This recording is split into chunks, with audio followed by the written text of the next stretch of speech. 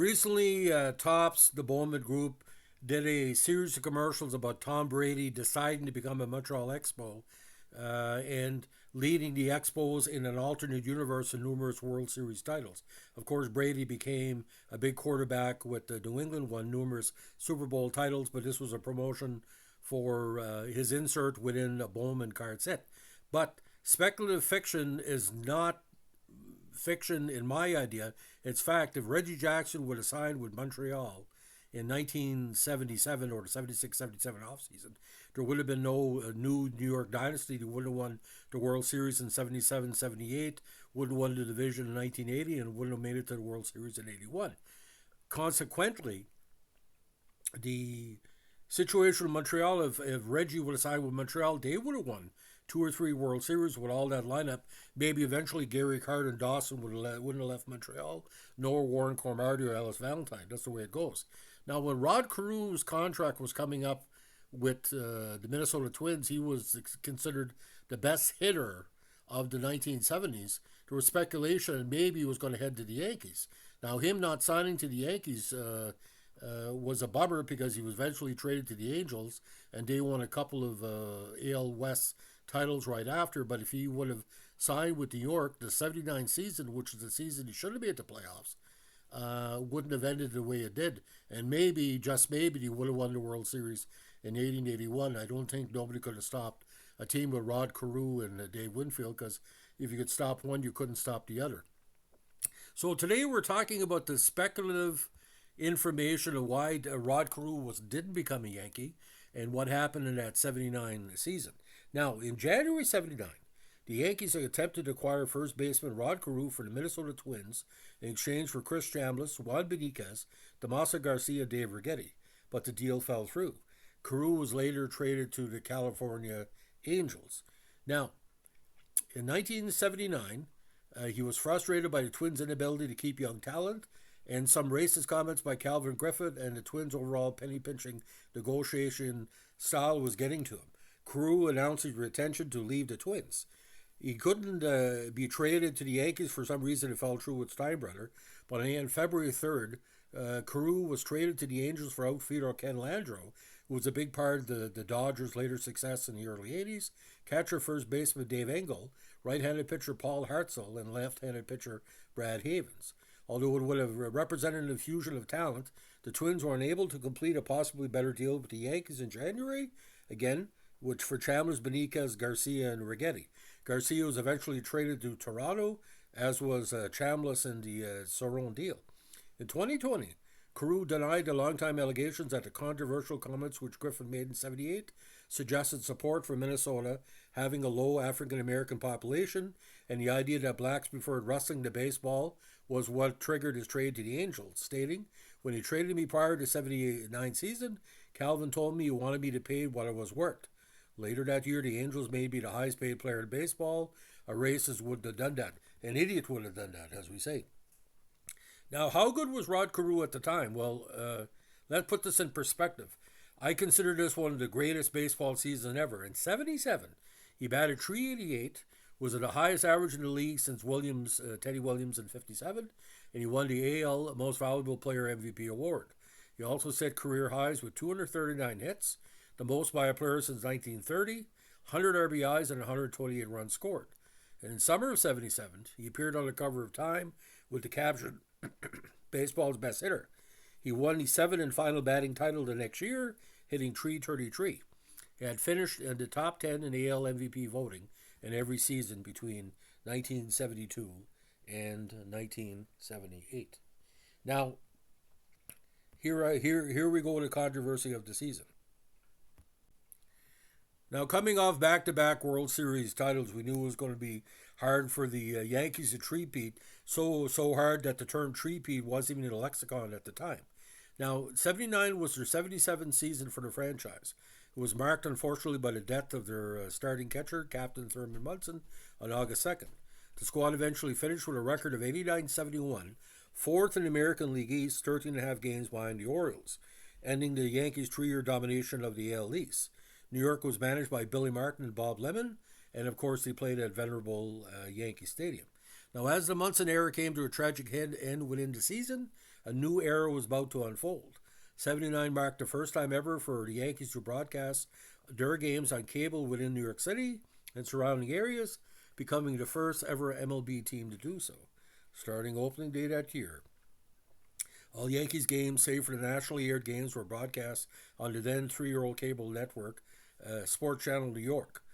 This was aside, of course, from the usual WPIX telecast for free to air television viewers in the New York area nationwide via satellite and cable. Now, the big deal again fell through. We're not sure it was money.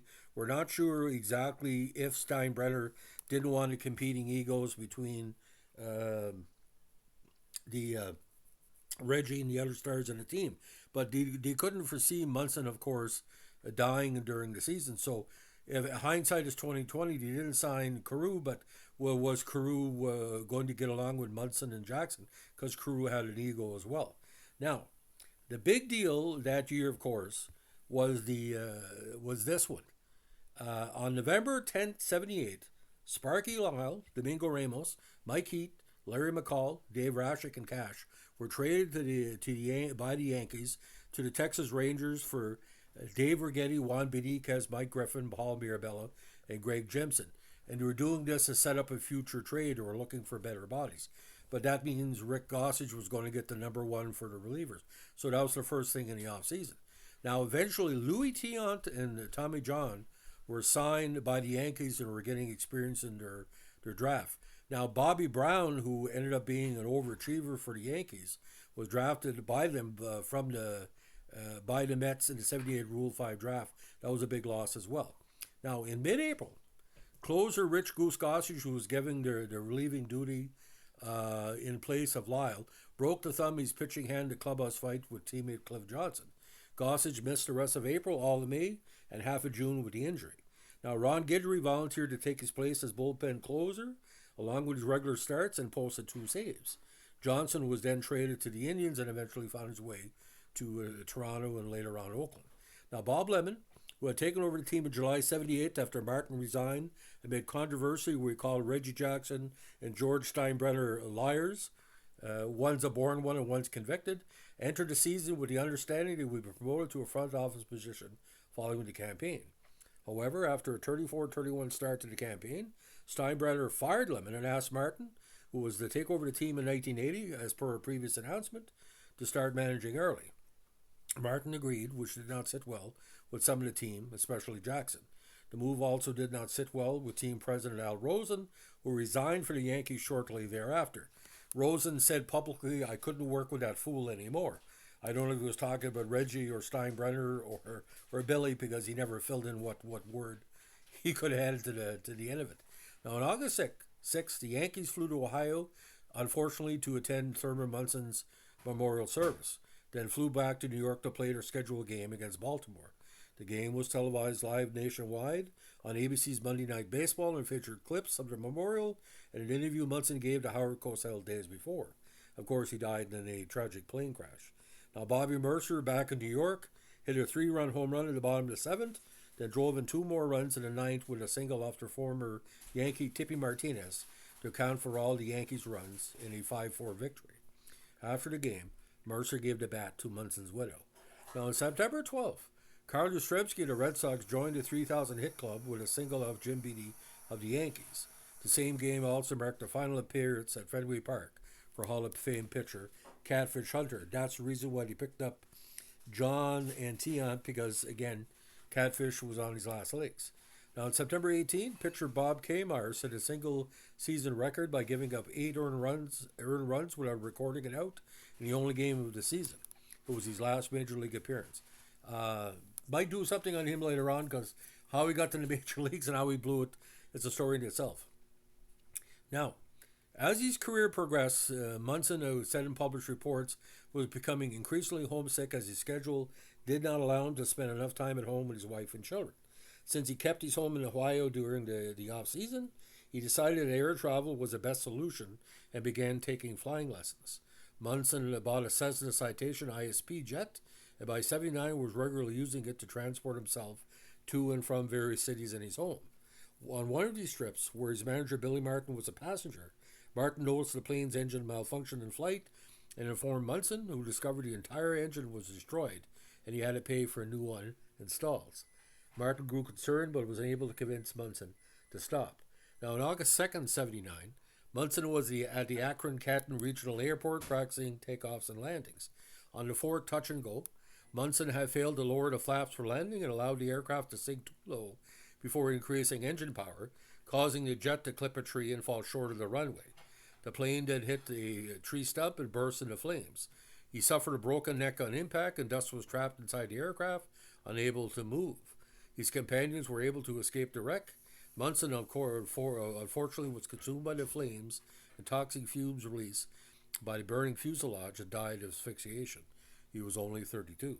Now, Munson's sudden death was a major news story across the states and the world, and his loss was especially felt in the baseball community. Munson was survived by his wife, Diana, and 3 children. The day after his death, before the start of the Yankees' 4-game set with the Orioles in the Bronx, the Yankees paid tribute to the fallen captain in a pre-game ceremony, during which the starters stood at their defensive positions, save for the catcher's box, which remained empty. At the conclusion of Robert Merrill's musical selection, the fans announced attendance 51,151, burst in a 10-minute standing ovation. So, not signing Carew, losing Munson, had put him in a rough go, and the Brewers were getting better as well. Now, the weak sister of the league was the Blue Jays. The other 6 teams in the league were all over 500. Cleveland was 81-80, Detroit 85-86, third place Boston 91-69, Milwaukee 95-66, and Baltimore was 102-57. The top 4 teams in the league each won more than 50 games at home, and the only team to place under 500 on the road, beside Red Sox were at 500, was the Yankees. That was a big factor in them not winning the division, because if you would have had a better record on the road, you probably would have won. Now, New York that year, very, very interesting stats, because they did well against all the teams except for Milwaukee. Milwaukee was really roughing them, 4-9. And ladies and gentlemen, all I'm saying that Baltimore, they had a winning record against every team in the league, and the reason I think why they made it, because they feasted again on Toronto. You had to beat Toronto all their games, and they had 11 victories against the Canadian squad. So, 79, a lot of transition. We have to go over it quickly. Now, April 12, 79, Paul Blair was released by the Yankees. They got Bobby Brown back after they bought him from the Blue Jays on the 19th of April. Then the veteran Jim Cott was purchased by the Yankees from the Phillies. So you had Cott and John and Tiant. Dick Tidrow again was let go but traded for Ray Burris, the future hero for the Montreal Expos. Don Mattingly, of course, was drafted that year. That's an amazing story. Otis Nixon, too, as well. Now, Jay Johnson found himself out of town in June 15, 79, when he was traded to the Padres for Dave Wermeister. And, again, getting Bobby Mercer out of town. Unfortunately, he was traded he came back to the Yankees in a deal with Chicago. That was big on them. Now, Mickey Rivers and players to be named later were traded again by the Yankees to the Rangers for Oscar Gamble on August 1st. Gamble back in New York. Amos Lewis and players to be named later. The deal was completed on October 8th when the Rangers sent Ray Fontenot and Gene Nelson to the Yankees, and the Yankees sent Bob Polinsky, Neil Marsh, and Mark Softy, real name by the way, to the Rangers to complete the trade. Now, on April 20th, Burris was out of town. He was selected off waivers from the Yankees by the New York Mets. Now, that season was a very interesting situation because Munson, at the time he's passing, was hitting a solid .288 and almost was leading the team in batting average. Now, Chambliss that year, despite almost being traded, had 18 home runs, 63 RBIs. Randolph had almost a career year, 5 home runs, 61 RBIs. Nettles went 20-73. Bucky Dent, off-season, 2 homers, 32 RBIs. Lou Piniella, his typical numbers, 11 homers, 69 RBIs. Mickey Rivers, before the deal, 3 home runs, 25 RBIs. Reggie, in off-season, 29 homers, 89 RBIs, despite batting .297. And, of course, Jim Spencer, probably the most underrated DH in the league at the time, 23 home runs and 53 RBIs. Bobby Mercer, 833. Roy White, 327. Oscar Gamble, 11 home runs and 32 home runs in spot duty. Cliff Johnson, before the trade, batting 266. And even George Scott played for a little while with the Yankees that year. And the starting pitchers, look at this lineup, ladies and gentlemen. Tommy John, 21-9. Rod Guidry, 13-8. Louis Tion, 13-8. But Catfish a really, really rough season. And so was Ed Figueroa, 2-9 and 4-6. Jim Beattie went 3-6, and Dave Righetti in spot duty went 0-1. Unfortunately, Ken Clay had a really terrible year, 1-7, and Don Hood went 3-1. Now Gossage out of the bullpen, 5-3 with 18 saves. Ron Davis, the biggest overachiever, I think the Yankees 1970s, 14-2 with 9 saves. Jim Cott, 2-3 with 2 saves. Dick Tidrow, 2-1 with 2 saves. And a young Ball Bear Bella had 10 contests. Now, Ron Guidry, Reggie Jackson, Tommy John, and Craig Nettles were named to the All-Star team as reserves. And but people were moving up quite a bit in the system. Now, what really summed up the whole year was this. On October 23rd, long after the Yankees were out of the playoffs, manager Billy Martin got into a barroom fight with Joseph Cooper, a marshmallow salesman from Minnesota. Say that 4 times fast. 6 days later, Martin was fired from the Yankees by George Steinbrenner and replaced with Dick Hauser, and Hauser was later replaced, and yada, yada, yada. So you had the situation with Rod Carew. You had a situation with Tommy John and Louis Tion being brought in, later Jim Cott, the death of Munson, the trade of Rivers. A lot of drama this year. You couldn't keep up, and he didn't even make the playoffs. Can you imagine if he would have made the playoffs? But I think, Dave Winfield would have never arrived in New York if Carew would have signed with New York. Again, all those, 1980, 81, the Yankees had enough to make the playoffs, and 81 he had enough to make the finals in a strike-shortened season. But he needed someone like a Rod Carew, or even a George Brett, or even a Robin Yount. You look what Paul Molitor did with Montreal, Freudian slip, Toronto in those World Series years. But the Yankees, it was a bad luck year. Probably anything that could go wrong for the Yankees did go wrong that year. But I always think if Rod Carew would have signed or been traded to the Yankees, would he be managing in Major League Baseball now? Probably. They would have won the 81 World Series. There's no way in the world a Rod Carew, a guy who'd eat up pitching, would have took it easy on those rinky-dink relievers and starters for the Dodgers that they had. They're all kind of on their way out. They're getting old in the tooth. You know how Reggie Jackson ate up Dodger pitching in 77, 78. Rod Carew would have done that in 79, the same type of hitters. So it is what it is. But 79, like a look at that, that's a lost, really the true lost year of the Yankees, and that's a preamble, to, that was the Manning era didn't start until later on in the 80s, like 83, 84. But the spoilage was in here. They should have got Carew. They should have traded for somebody else, because they said, well, let's get the best free agent out there. And at the time, Rod Carew was the best person that was out there, and they didn't sign him. They did that with Reggie, and they won them, 2 World Series and 4 divisions. I mean, you do the math on that.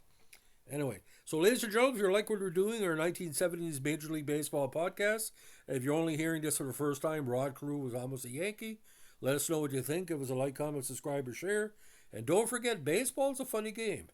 You throw the ball, you hit the ball, you catch the ball, but sometimes, what's not done is worse than doing it, if you know what I'm saying. Yankees made a mistake. They had Chambliss as a piece and Dave Righetti, and, they should have thought it out. But then again, who was running the Yankees at the time? Was it Billy Martin? Was it the Steinbrenner? Was it the press? Was it Thurman Munson before he died? Because Thurman Munson was mad as soon as Reggie Jackson showed up. Because Thurman Munson wasn't a straw to stir the drink. He could only stir it bad. I agree with Reggie on that. Because I watched Thurman Munson before Reggie showed up in New York. He was no Reggie Jackson. You know, he could motivate a certain way, but he couldn't have it to win with Munson's team. It had to be a superstar. And Munson, God bless him, he was a good player, but he was never a superstar. He was above average player, but he was never a superstar. How many kids do you think had posters in their bedrooms or collected cards of Thurman Munson before Reggie Jackson showed up? We only heard about Reggie Jackson. I mean, Thurman Munson, when Reggie Jackson moved to New York, we never thought about Munson. Because previous was Big Man Red Machine in the A's and Jackson and Rose and all that. You know, Pete Rose, Johnny Bench, Reggie Jackson. You know, come on, Catfish Hunter, superstars. Rolly Fingers, you know. Thurman Munson, good old boy. Good old boys don't win championships. Good old boys are folk heroes, you know. Leonard Skinner made one good song, but CCR is the Reggie Jackson of music. You know what I'm saying? It's all comparison. Thanks for listening. Bye.